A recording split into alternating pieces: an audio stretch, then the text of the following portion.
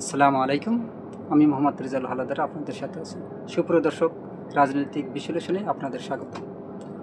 সুপ্রিয় দর্শক, প্রথম আলো পত্রিকায় একটা নিউজ করেছে এবং আসুন নিউজটা আগে পড়ি, তারপর বিশ্লেষণ করি।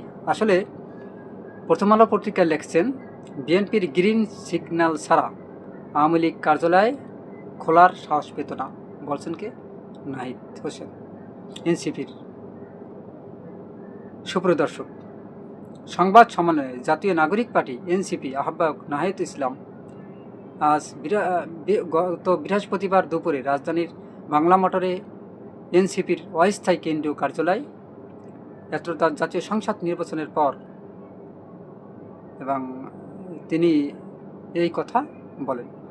তিনি বলেন যে বিএনপির গ্রিন সিগন্যাল ছাড়া আওয়ামী লীগের যে অফিস আদালত সারা বাংলাদেশে কিন্তু অলরেডি এক এক করে খুলে দিচ্ছে। আপনারা জানেন যে অলরেডি ফেসবুকে এবং পেপার পত্রিকায় এটা কিন্তু ভাইরাল হচ্ছে। আসলে এটা কিন্তু একদম অবাস্তব কথা তিনি বলেননি, এটা বাস্তব। এবং আমরা যতটুকু শুনেছি যে তারেক রহমান নাকি বাংলাদেশে আসার আগে যে একটা ইস্যু খুঁজছিলে, আপনারা জানেন যে আসবে আসে না, কথা আছে না যে আসি বলে আর আসা হলো না। এবং তিনি একটা ফ্যাক্টরও দেখাইছেন যে আমি বাংলাদেশে আসার ক্ষেত্রে আমার হাতে নেই। আসলে কারণটা কি? অনেকে বলাবলি করছে তাহলে তিনি মনে হয় ভারতের সাথে ডিল করে তারপর বাংলাদেশে এসেছে।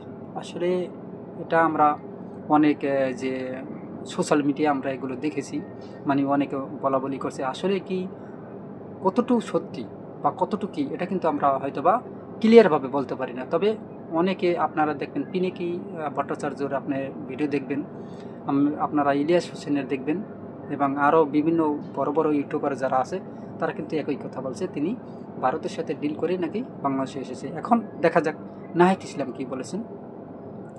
ত্রয়োদশ জাতীয় সংসদ নির্বাচনের পর দেশের বিভিন্ন জায়গায় কার্যক্রম নিষিদ্ধ আওয়ামী লীগের কার্যালয় খোলার পেছনে ক্ষমতাসীন দল বিএনপি গ্রিন সিগন্যাল অর্থাৎ সবুজ সংকেত রয়েছে বলে মনে করেছেন জাতীয় নাগরিক পার্টি এনসিপির আহ্বায়ক নাহিদ ইসলাম। তিনি বলেন, বিএনপির কাছ থেকে গ্রিন সিগন্যাল ছাড়া আওয়ামী লীগ এটা করার সুযোগ বা সাহস পেত না। এবারের নির্বাচনে ভারত, আওয়ামী লীগ ও বিএনপির মধ্যে এক ধরনের যোগসুখ হয়েছে বলে মনে করেছেন জাতীয় সংসদের বিরোধী দলীয় চিফ হুইপ নাহিদ ইসলাম। এ বিষয়ে হুঁশিয়ারি দিয়ে তিনি বলেন, আওয়ামী লীগের রাজনীতিকে পুনর্বাসনের চেষ্টা করা হলে তা কঠোরভাবে প্রতিহত করা হবে। দেখেন, তিনি কিন্তু বিরোধী দলের চিফ হুইপ হিসাবে আছেন। অর্থাৎ এই যে ভারত থেকে নাকি এই যে বিএনপির একটা যোগসূত্র, মানে যোগ সাজস হয়েছে বলে মনে করেন তিনি, নাহিদ ইসলাম তিনি মনে করেন। এবং তিনি মনে করেন যে জাতীয় সংসদ বিরোধী দলীয় চিফ হুইপ নাহিদ ইসলাম তিনি এই বিষয়টিকে হুঁশিয়ারি দিয়ে আরও বলেন যে আওয়ামী লীগের রাজনীতিকে যদি কেউ বা কোনো দল পুনর্বাসনের চেষ্টা করা হলে তা কঠোরভাবে প্রতিহত করবে। দেখেন, যদি এটা হয় তাহলে হয়তো বা বাংলাদেশে কিন্তু একটা আবার বড় ধরনের একটা কিন্তু কাপচাপ লেগে যাবে। দেখেন কীভাবে, আসুন কিছুটা বিশ্লেষণ করি। আপনারা জানেন যে প্রায় এই যে জুলাই যে যুদ্ধের সময়, ওটা যুদ্ধ অনেকে বলে আর কি, যাই হোক যুদ্ধের মতোই হয়েছে, যুদ্ধর চেয়ে কম হয় নাই, প্রায় 1400 লোকের প্রাণ গেছে।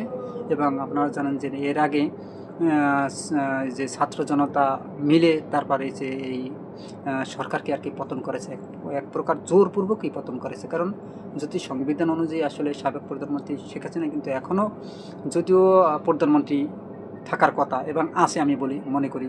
এখন যদি কেউ বলে যে এটা কীভাবে, ভাই সংবিধান অনুযায়ী তার মেয়াদ হয়েছে 5 বছর, নির্বাচন যাই হোক সেটা কিন্তু হয়, কম বেশি যাই হোক হয়েছে কিন্তু নির্বাচন, এবং সেখানে শেখ হাসিনা পাশও করেছে। তাহলে এখন বর্তমানে কিন্তু তিনিই কিন্তু প্রধানমন্ত্রী 100%। এখন যদি তারেক রহমান, মানে আওয়ামী লীগ যদি দেশে আসে, তারেক রহমানকে যদি বলে আপনি এই থেকে চলে যান, তাহলে কিন্তু করার কিছু নেই, কারণ মেয়াদই শেষ হয় নাই। তবে হ্যাঁ, এখানে আরেকটু কথা আছে, যেহেতু ছাত্র জনতার গণ অভ্যুত্থান হয়েছে, আবার পুনর্নির্বাচন হয়েছে, সেখানে আর কি সেই স্বৈরাচারী হিসেবে অনেক 17 বছর ধরে মানে ক্ষমতা দখল করেছিল ভয়ভীতি দেখিয়ে। এই জন্য এটা আবার ঠিকই আছে।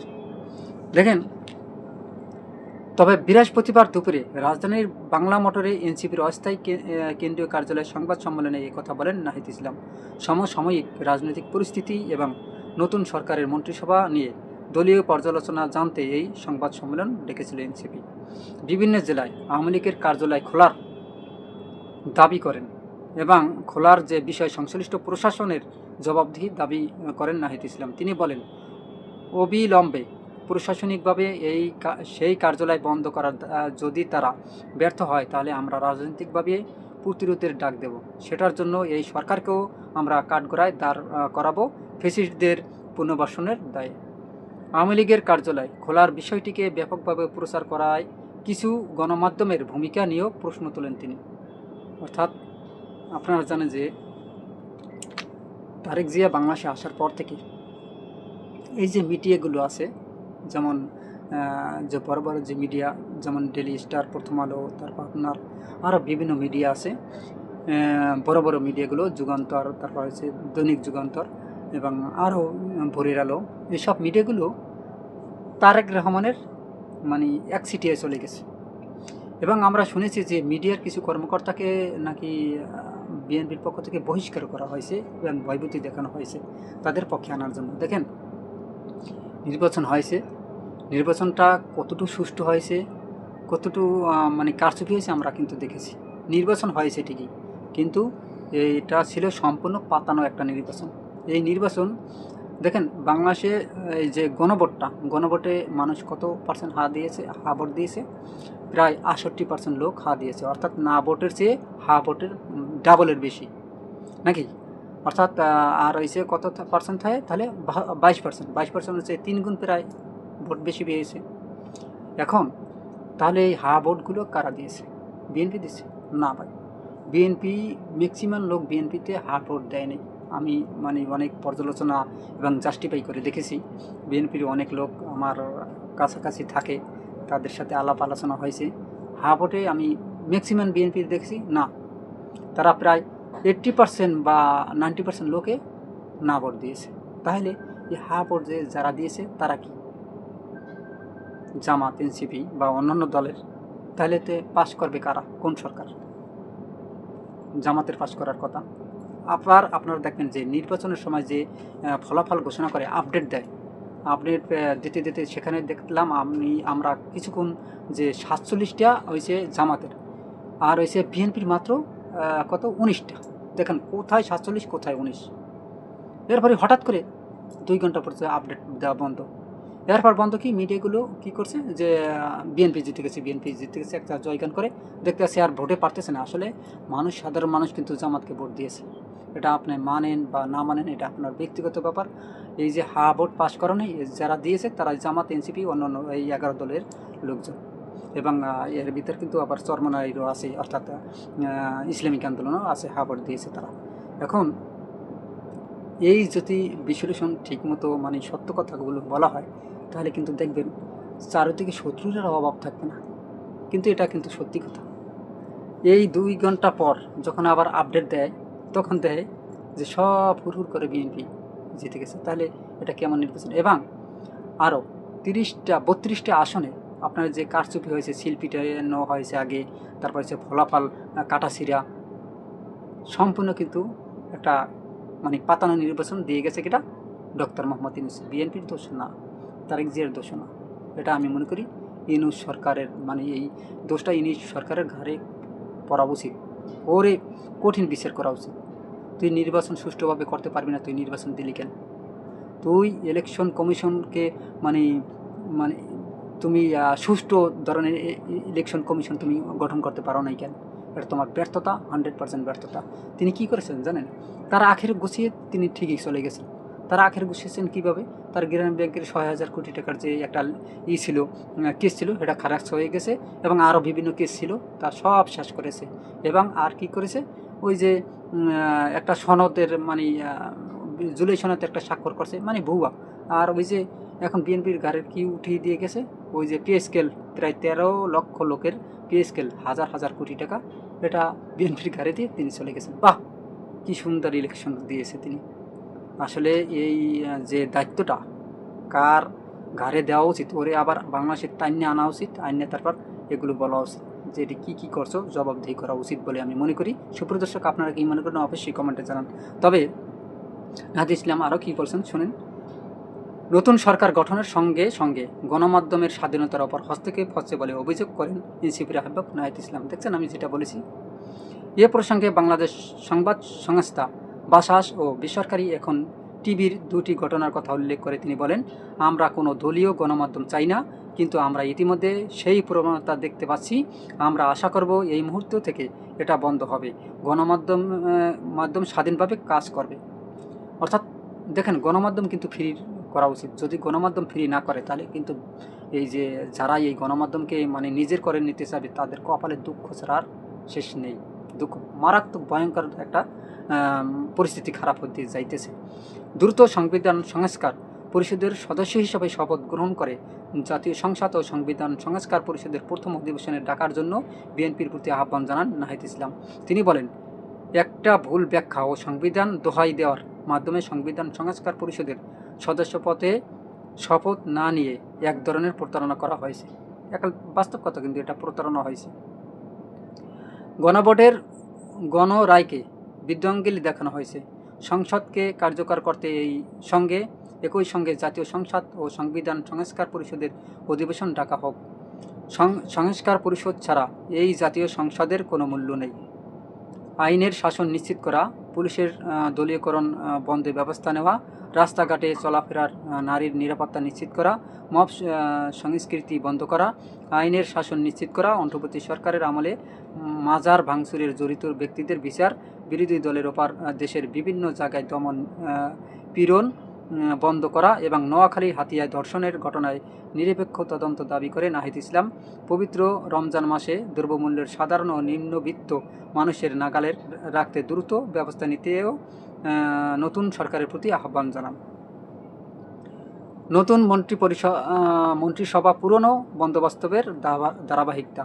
বিএনপি সরকারের 50 সদস্যের মন্ত্রিসভা কোনো নতুনত্ব দেখছেন না বিরোধী দলের চিফ হুইপ নাহিদ ইসলাম। তিনি বলেন, এই মন্ত্রিসভা দেখে আমাদের কাছে কোনোভাবেই মনে হয়নি এটি পরিবর্তনের আকাঙ্ক্ষার সঙ্গে সামঞ্জস্যপূর্ণ এবং এখানে পুরনো বন্দোবস্তের ধারাবাহিকতা দেখা যাচ্ছে। এই মন্ত্রিসভায় আঞ্চলিক ভারসাম্য রক্ষা করা হয়নি। মন্ত্রিসভায় নারী, ভিন্ন ধর্মাবলম্বী বা বিভিন্ন জাতি গোষ্ঠীর অংশগ্রহণের যথেষ্ট পরিমাণ হয়নি।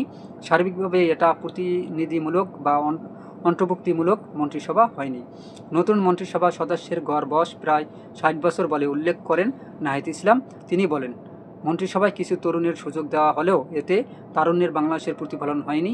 সবচেয়ে অ্যালার্মিং উদ্বেগের বিষয় হলো এই মন্ত্রিসভার প্রায় 62% মন্ত্রী বা প্রতিমন্ত্রী ব্যবসায়ী, অর্থাৎ অর্ধেকের বেশি হচ্ছে ব্যবসায়ী।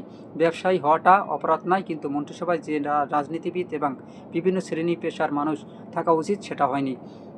বিএনপির মন্ত্রিসভায় ব্যাপক আর্থিক অস্বচ্ছতা, দুর্নীতি ও ঋণ খেলাপির অভিযুক্ত, হত্যা মামলার আসামি এ ধরনের লোককে স্থান দেওয়া হয়েছে বলে অভিযোগ করেন এনসিপির শীর্ষ নেতা নাহিদ। কারো নাম উল্লেখ না করে তিনি বলেন, বড় বাজেটের 3টি গুরুত্বপূর্ণ মন্ত্রণালয়ে এমন একজনকে দেওয়া হলো যিনি রিয়েল এস্টেট ব্যবসায়ী এবং হত্যা মামলার আসামি। নতুন প্রধানমন্ত্রী তারেক রহমানের দুর্নীতির বিরুদ্ধে অবস্থানের কথা বলেছেন, কিন্তু তার নিজের মন্ত্রিসভা ও দলীয় সংসদ সদস্যরা ঋণ করে পরিশোধ করবেন দেশের মানুষ সেটা জানতে চায়। কিছু ভালো ও অভিজ্ঞ লোকও নতুন মন্ত্রিসভায় স্থান পেয়েছে উল্লেখ করে সেটিকে সাধুবাদও দেন নাহিদ। তিনি বলেন, তবে সার্বিকভাবে পরিবর্তন বা সংস্কারের আকাঙ্ক্ষার সঙ্গে এই মন্ত্রিসভা যাচ্ছে না।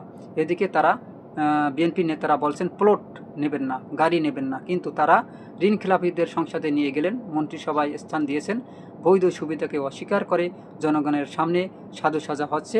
অন্যদিকে ঋণ খেলাপি ও দুর্নীতিগ্রস্ত ব্যক্তিদের বড় বাজেটের মন্ত্রণালয় দেওয়া হলো। বিএনপি সরকারের মন্ত্রিসভায় অন্তর্বর্তী সরকারের জাতীয় নিরাপত্তা উপদেষ্টা খলিলুর রহমান স্থান পাওয়া নিয়ে প্রশ্ন তোলেন এনসিপির আহ্বায়ক। গণভোট বাতিল হলে সরকারেরও বৈধতা থাকবে না, এটা কিন্তু বাস্তব কথা। যেমন গণভোট যদি বাতিল হয় তাহলে সরকারের বৈধতা কেন? কারণ এই গণভোট কেন হয়েছে যে 24-এর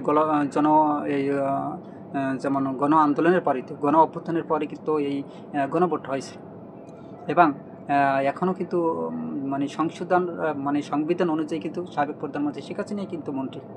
যদি আমরা ২৪-এর সংবিধান না মানি বা ২৪-এর জুলাই যুদ্ধদের না মানি বা এই গণভোট না মানি, তাই না? এবার আসি, গণভোটের বিরুদ্ধে উচ্চ আদালতে যে রিট হয়েছে সে বিষয়ে সাংবাদিকদের এক প্রশ্নের জবাব দিতে গিয়ে সংবাদ সম্মেলনে নাহিদ ইসলাম বলেন, আমরা মনে করি আদালত গণভোট বা জনগণের পরোক্ষেই রায়টা দেবেন, কারণ যদি গণভোট বাতিল হয়ে যায় তাহলে এই সংসদ নির্বাচনেও প্রশ্নবিদ্ধ হবে। গণভোট বাতিল হলে এই সরকারেরও বৈধতা থাকবে না। আন্তর্জাতিক অপরাধ ট্রাইব্যুনালের আইসিটি কারো বিরুদ্ধে কোনো সুনির্দিষ্ট অভিযোগ যদি না থাকে তাহলে সেই সেট পরিবর্তন না করার আহ্বান জানান নাহিদ ইসলাম। তিনি বলেন, ট্রাইব্যুনালের সক্ষমতা বাড়ানো যায়। সংবাদ সম্মেলনে সঞ্চালনা করেন এনসিপির জ্যেষ্ঠ যুগ্ম আহ্বায়ক আরিফুল ইসলাম আবিদ, দলের যুগ্ম আহ্বায়ক মনিরা শারমিন, মাহবুব আলম, যুগ্ম সদস্য সচিব সালাউদ্দিন শিফাত, জাতীয় যুব শক্তির আহ্বায়ক তরিকুল ইসলাম প্রমুখ এ সময় উপস্থিত ছিলেন। সুপ্রিয় দর্শক, আপনারা কি মনে করেন? আসলে এই যে গণভোটকে যদি বাতিল করা হয় তাহলে কি সরকারের বৈধতা থাকে? এবং ২৪শে জুলাই আন্দোলনকারীদের যদি অস্বীকার করা হয় তাহলে কি এই বর্তমানে তারেক রহমান কি তার মন্ত্রিত্ব স্বীকার করা হবে? কারণ সংবিধান অনুযায়ী তো এখনও সাবেক প্রধানমন্ত্রী শেখ হাসিনাই প্রধানমন্ত্রী, নাকি? না কথা মিথ্যা বললাম? অবশ্যই আপনারা কী মনে করেন? অবশ্যই আপনার মূল্যবান মতামত কমেন্টের মাধ্যমে জানান। এবং এরকম নতুন নতুন ভিডিও পেতে বাংলা নিউজ 24-কে সাবস্ক্রাইব করুন, বেল বাটন অন করুন এবং ভিডিওটি সবাইকে শেয়ার করে দিন দেখার জন্য, এবং ভিডিওতে একটা লাইক দিন। আজ এ পর্যন্তই। আসসালামু আলাইকুম ওয়া রাহমাতুল্লাহি ওয়া বারাকাতুহু।